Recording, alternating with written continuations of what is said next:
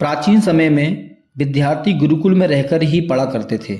बच्चों को शिक्षा ग्रहण करने के लिए गुरुकुल भेजा जाता था। बच्चे गुरुकुल में गुरु के साथ रहकर आश्रम की देखभाल किया करते थे और साथ ही अध्ययन भी किया करते थे। वरदराज को भी सभी बच्चों की तरह उसके माता पिता ने गुरुकुल भेज दिया। कुछ दिनों बाद वरदराज आश्रम में अपने साथी बच्चों के साथ घुलने मिलने लगा, लेकिन वह पढ़ने में बहुत कमज़ोर था। गुरुजी की कोई भी बात उसके बहुत कम समझ आती थी। इस कारण सभी बच्चों के बीच वह उपहास का कारण बनता था। उसके सारे साथी अगली कक्षा में चले गए, लेकिन वो आगे नहीं बढ़ पाया। गुरुजी ने भी आखिर हार मानकर उसे बोला, बेटा वरदराज, मैंने सारे प्रयास करके देख लिए। अब यही उचित होगा कि तुम यहाँ अपना समय बर्बाद मत करो। अपने घर चले जाओ और घर वालों की काम में मदद करो। वरदराज ने सोचा कि शायद शिक्षा मेरी किस्मत में नहीं है और भारी मन से गुरुकुल से घर के लिए निकल गया। दोपहर का समय था। रास्ते में चलते चलते उसे जोर की प्यास लगने लगी। इधर उधर देखने पर उसने पाया कि थोड़ी दूर पर एक गांव था।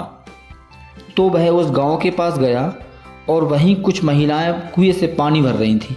तो वरदराज ने देखा कि कुएं के पास एक बड़ा सा पत्थर पड़ा हुआ था और उस पत्थर पर रस्सी के आने जाने का निशान बना हुआ था।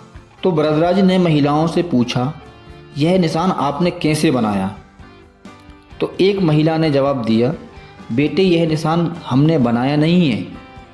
यह तो पानी खींचते समय इस कोमल रस्सी के बार बार आने जाने से बना है। वरदराज सोच में पड़ गया। उसने विचार किया कि जब एक कोमल रस्सी के बार बार आने जाने से इस ठोस पत्थर पर इतना गहरा निशान बन जाता है, तो निरंतर अभ्यास से मैं शिक्षा ग्रहण क्यों नहीं कर सकता। और फिर वरदराज ढेर सारे उत्साह के साथ वापस गुरुकुल आया और अथक कड़ी मेहनत की। गुरुजी ने भी खुश होकर भरपूर सहयोग किया। कुछ सालों बाद यही मंदबुद्धि बालक वरदराज आगे चलकर संस्कृत व्याकरण का एक महान विद्वान बना, जिसने लघु सिद्धांत कौमुदी, मध्य सिद्धांत कौमुदी, सार सिद्धांत कौमुदी और गिरवाण पद मंजरी की रचना की। तो इस कहानी से मित्रों हमें यह सीख मिलती है, अभ्यास की शक्ति का तो क्या ही कहना है, यह आपके हर सपने को पूरा करेगी। अभ्यास बहुत ज़रूरी है, चाहे वो खेल हो, चाहे वो पढ़ाई हो या कोई और काम हो। बिना अभ्यास के आप सफल नहीं हो सकते। अगर आप बिना अभ्यास के केवल किस्मत के भरोसे बैठे रहोगे तो आखिर में आपको पछतावा के सिवा कुछ हाथ नहीं लगेगा। इसलिए अभ्यास के साथ धैर्य, परिश्रम और लगन रखकर आप अपनी मंजिल को पाने की पूरी कोशिश करें।